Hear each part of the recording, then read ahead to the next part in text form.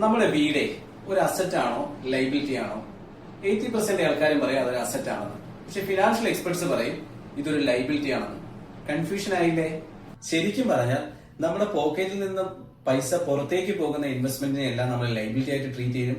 നമ്മുടെ പോക്കറ്റിലേക്ക് പൈസ കൊണ്ടുവരുന്ന ഇൻവെസ്റ്റ്മെന്റിനെ എല്ലാം നമ്മൾ അസറ്റ് ആയിട്ടും ട്രീറ്റ് ചെയ്യും. നമ്മൾ താമസിക്കുന്ന ഹൗസ് ഒരു പരിധിവരെ ലൈബിലിറ്റിയും, എന്നാൽ നമ്മൾ റെന്റിന് കൊടുക്കുന്ന ഹൗസ് അസറ്റുമാണ്. നമ്മൾ ഓൺ ചെയ്യുന്ന കാർ ഒരു പരിധിവരെ ലൈബിലിറ്റി, എന്നാൽ നമ്മൾ ടാക്സി ആയിട്ട് കൊടുക്കുന്ന കാർ അസറ്റുമാണ്. ചുരുക്കി പറഞ്ഞാൽ നമ്മൾ ഓൺ ചെയ്യുന്ന വീട് 3 കാര്യങ്ങളായിട്ടാണ് നമ്മുടെ പൈസ പോക്കറ്റിൽ നിന്ന് എടുത്തുകൊണ്ട് പോകുന്നത്. ഒന്ന് അതിന്റെ മെയിൻ്റനൻസ് കോസ്റ്റ് ആയിട്ട് പോകുന്നുണ്ട്, 2 അതിന്റെ EMI അടയ്ക്കുവാണെങ്കിൽ EMI കോസ്റ്റ് ആയിട്ട് പോകുന്നുണ്ട്, പിന്നെ അതിന്റെ ഡിപ്രീസിയേഷൻ കോസ്റ്റ് ആയിട്ട് പോകുന്നുണ്ട്. അങ്ങനെയാണെങ്കിൽ നമ്മൾ ഓൺ ചെയ്യുന്ന ഹൗസ് ഒരു പരിധിവരെ ഒരു ലൈബിലിറ്റി ആണെന്ന് കരുതണ്ടേ? അപ്പൊ നമ്മൾ ഫ്യൂച്ചറിൽ ഇൻവെസ്റ്റ് ചെയ്യുമ്പോൾ അസറ്റ് ഏതാണ് ലൈബിലിറ്റി ഏതാണെന്ന് മനസ്സിലാക്കിയിട്ട് വേണം നമ്മുടെ ഇൻവെസ്റ്റ്മെന്റ് നടത്താനായിട്ട്. ശരിയല്ലേ?